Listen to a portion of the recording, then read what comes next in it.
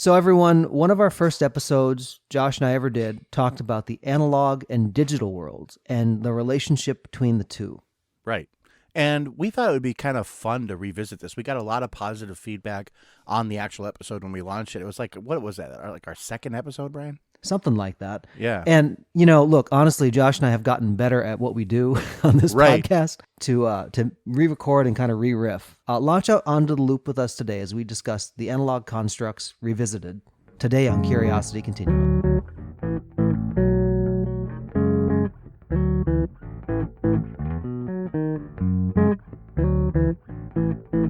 Hey, everybody, this is Josh. And this is Brian. Welcome to the podcast for Curiosity Continuum. Curiosity Continuum is an ever-growing collection of content designed to ignite your creative talents and power up your critical thinking skills. Master your world by learning the essentials needed to thrive in this century. We share conversations that explore, examine, reframe practical topics that help you learn something new and apply what you already know in a new way in the constantly changing world. Be sure to hit subscribe on your favorite podcast app to receive notifications of new podcast content. If you like what you hear and want to dive deeper, be sure to sign up for our newsletter. Visit us at curiositycontinuum.com, and you can also check out what is in the works right now, which is our learning community called Nucleus. Thanks so much, and let's start the conversation. All right, Brian. So when we originally recorded this whole thing, we just started off talking about how we grew up between like the analog and the digital divide, basically, right? We did, and it was the age before the internet was before the popular. internet, but computers were around, which is something amazing, actually. That it's hard to remember a time when we didn't have the internet, right? Yeah, this was. I think it's so pervaded life. You go like, oh yeah, like that wasn't a thing at one point. I think we watch it on TV, like Stranger Things, or all your '80s retro movies. Go, oh, that's what life was like prior to this. It's like, well, yeah, and people who had those seeds of the analog foundations, this is how the world works, understood that this world actually worked without the technology beforehand. We can talk about innovations and things, but the world still exists. And if technology went away, the world would still exist. It would just be a very different kind of world now. We've become so dependent on those things. Right. And I think that it's also kind of important to note that people are analog. We are not natively digital beings, right? We are a collection of, at the very basic level, like we're a machine, but a bio machine, like a biomechanical machine, really, that we store memories and things chemically. So we are technically considered analog beings. So that comes natural to us, right? And the digital part is not so natural, but it's really kind of been very pervasive in everyday life, like Brian was talking about. And these things help us do our life, but it's not core to life. So Zoom has been a word that if you didn't know what it was prior to lockdowns around the world, you know what it is now. It's and I don't know anybody that doesn't have some type of ambivalent feeling toward Zoom. Not because they're not a good company, but it's because you had to force analog relationship constructs into a digital universe. Right. And so it was good because you could see your grandma, you could see your coworkers, you could have meetings, you could do other things, but you still lacked that in the room interaction. Yeah, the fallacy of this technology was that we thought, or the people providing the technology said it was a substitute for being in the room with somebody. Now, that's true. It is a substitute for that, but it's a poor substitute. Right. Especially when I think about things like VR or even augmented reality platforms. So my son has an Oculus, and he loves that thing. Right. And, he will play in it, but like he knows even like he takes breaks to go, okay, I need to just give my brain a break. It's a different world. Oh, sure. And you can become immersed in it. It's fun. Playing Beat Saber or other games, it's a lot of entertainment. Your brain kind of has to go, oh, wait, this is the real world. I got to come back to it. Yeah, and part of that is like with the digital thing, it's trying to trick you into thinking it's real when it's not. So it's trying to approximate the experience right now primarily through sight, right? And there is some like tactile feedback, I should say, that is incorporated into like VR platforms right now. But it's very rudimentary. Look, 10 years from now, who knows what's going to happen? I mean, it might be like a Minority Report kind of thing where we're like totally immersed in it and all of our senses are being used, sight, smell, everything, which actually is kind of scary from a standpoint of I just think technology, right, Brian? Yeah, I mean, you don't want the Matrix to be like the self-fulfilling prophecy where you wake up and You wake up one day and it's Terminator outside. I mean, that's not. That's not not where we want to go. Skynet's actually realized that we are the problem, and now we're gonna be just purged, just taken out of the equation. Yeah. I see a problem with that whole future. Right. So I think between this whole thing, I think I want to drive the conversation a little bit. Let's talk about why the analog foundations are important. Okay. So yeah, in a digital world, you still have to have like servers. Right. So here's what's interesting to me. So if you go way back in the time, not too long ago, there were, and there still are, but when you had like a business, for example, and Josh has set up some of these with his dad and his growing up, it's like you had a server room. Right. And you had things going on in that server room. Yep. And you wired up the company, right? Yeah. Okay. So that's like physical hardware to like, and there's a power supply going into that. You're plugged into the power grid, right? There's all these dependencies to make that thing work. Correct. Then when you had like cloud server technology and things like that, well, you still have to have these servers somewhere, but it's like you now had access not where it didn't have to be in your building. Yeah, it was out of sight, out of mind. It was the thing that humans do where if I don't see it, it's not a problem. Yeah. Until you drive by a building in the middle of nowhere and it's this huge warehouse and you're like, what the heck is that? Well, that's a server farm. Or that's the Microsoft Azure cloud. That's the cloud. That's like part of it. Yeah. It's not actually a cloud. No, I mean, they have to have a physical location to store this data. I mean, think about like YouTube, how much video content they have that they have to store somewhere. It's probably the size of a small city, honestly. Right. And it's decentralized, so it's spread out all throughout the world. So what happens in those situations is that like it's when it's decentralized, like you can't like strike one part of it and like the whole thing goes down. It can obviously you can damage certain things or certain nodes in it. People, I think, when they think about the cloud, it just is like this concept of like, well, why isn't it over here? So like I talked to somebody recently and they're just not quite as tech savvy, and they said, well, it's in the cloud, but there's different accounts. They had Google, they had Dropbox, they had Amazon Photos, and like, where are my photos? Well, they're in the cloud technically, but there's still these components that you do. It's not just like one big thing that you grab from. There has to be ways for it to come back into the real world. Right. And that's why the foundations of analog being who we are, meeting people in person, doing that in-person dinner, that kind of thing. Those are important. Not only do we derive, first of all, intense satisfaction, even if you're an introverted person like myself, you really do get energized when you meet people, talk to people. Now you're going to get very overwhelmed very quickly. And that's a difference between, I've learned that over the last year or so, that the difference between me and like Brian, for example, like Brian will just keep going. He'll push himself just to keep going. I just kind of tap out eventually, and I'll be like the guy just sitting in the corner, because I just can't handle it. Like I get to the point where I'm like, I got to just stop talking, just stop connecting. My brain just starts going crazy, and it's a really weird feeling. It's like, I can feel it coming on. So I'm like, okay, I know I got to kind of simmer it down now. But this helps everybody, and I think it's something that even introverted people like myself can learn. Yeah, I'm thinking about like those networking situations or social situations. I know there are times I just had like a real emotional human moment going in because you're tired and shagged out. You don't want to see anybody at the moment. You're like, I gotta go in. You throw a little fit, and it always turns out fine. You go like, hey, I'm gonna talk to 3 people. I have my 2 or 3 questions I'm armed with, and it's gonna work. And it always turns out wonderful. And this is why it's there's actually, let's talk about this social construct of the analog world. Yeah. When Josh and I are in a room, so we have a scenario, people. Josh and I are in a room moving about the space. Right. And let's say that we're just in like a meeting hall, right? And there's people talking. Let's say they have drinks going and stuff like that. You have real-time feedback to adjust what you're saying, how you're saying it. You have the ability to kind of like see other things outside of that one conversation experience.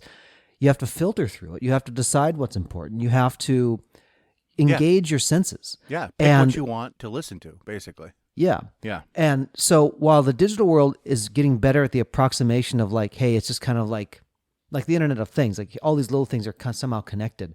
The human mind, actually, when you're in a social situation, you have to do all this situational problem solving. You're adapting constantly. in those things, right? It's like I'm aware, like here comes a waiter and they're about to bump into me, or here's a server, whatever the conversation may be or the situation, you are constantly responding and also being proactive in something. It's a much richer feedback thing. And like Josh said, digital is trying to approximate that. And I think what happens is like when people start to feel kind of is digital depression a word, Josh? I don't know. I thought I may have read that once or something. It's like, or like a digital dystopia. It can be. Okay, well, we're going to coin that. I mean, it can be. Let's go for it. Mentioned here first on the podcast. Or like a digital dystopia. It's something where you realize this is part of an experience. And it might even be novel and it might be cool, but there's elements missing. It's because you're still sitting in a chair, maybe talking on a Zoom. You still have all those other things going on. You're trying to focus on this particular instance. It's like, I'm trying to find the words for it, Josh. I know what you're saying. It is really like, it is the approximation. It's just approximating one part of the experience. All the other sensory stuff is just not happening. So the audio that we're getting, like the peripheral vision you're not getting. I mean, I'm like in an office and Brian's in an office and we're talking to each other over Zoom. We're not really physically there. So we don't really see a lot of the body language unless the camera hits it. Both Brian and I are very animated talkers. We talk with our hands quite a lot. And so like you only see what the camera picks up, Right. And that kind of stuff is important because even if you don't notice it, you do subconsciously pick that stuff up. And I think that's what people are realizing with this approximation, like digital approximation with things, why it's just a little off.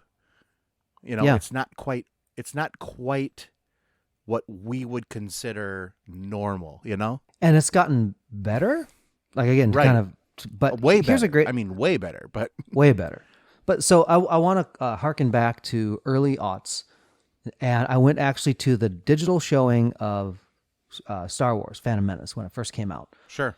I saw the non-digital, and then I saw the digital version. They actually had both in theaters. I don't know if people remember that, but I just saw the only one that my small town had, which I'm pretty sure was the non-digital. So. I gotcha. So this was 2002, and I was living out in California, and it was the Sherman Oaks Galleria, the big movie theater that was there. I have a funny story to go along with that, where the guy I sat next to was a little bit funny.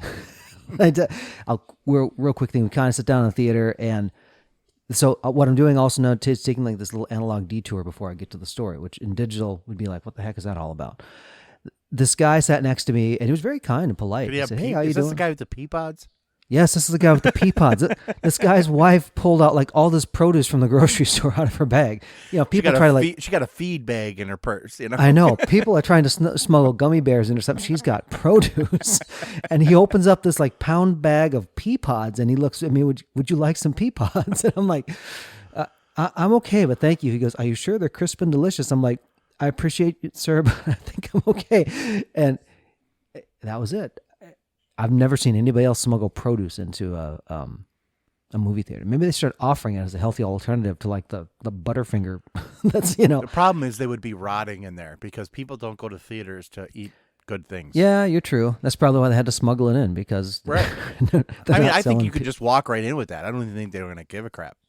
You just come on in and say, "Look, I'm taking the pea pods," or just look at you weird and just walk right in. Yeah, that's what I would do.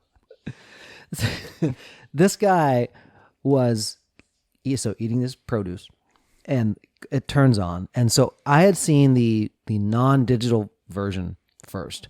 Sure. And I enjoyed it for what it was. And then I saw the digital version because I really wanted to see the difference. Now, at this point, like Josh said, it's gotten much better. But I remember watching it and looking at the colors and looking and listening to the sound, especially because I'm a musician. And I'm like, it just sounds cold. And like usually what that has translated to, if you're not a musician, it sounds cold. Like, what does that mean? If you listen to like records or you listen to something that's an analog form of... It's the actual sound. It's the actual sound, and the medium itself is imparting its own characteristics to it. Right. So there's like this natural distortion in the upper frequencies that just kind of warms everything up. It's kind of fuzzy.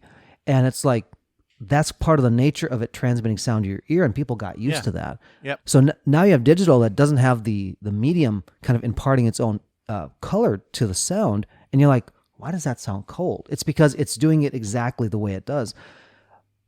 And it should be like, well, why wouldn't you want to listen to that? Well, it's because you had so many other things that were contributing to the experience. Right. That you go like, oh, it actually wasn't perfect. Part of the reason that like records have taken off again is because it's an entire experience. Like you go, you buy a record, you open the record up, you look at it, you're like, oh, this is beautiful. You know, it's shiny, black. You put it on your record player, you close it, you push a button and the needle goes on and you hear and then the sound plays. And it's a little crackly.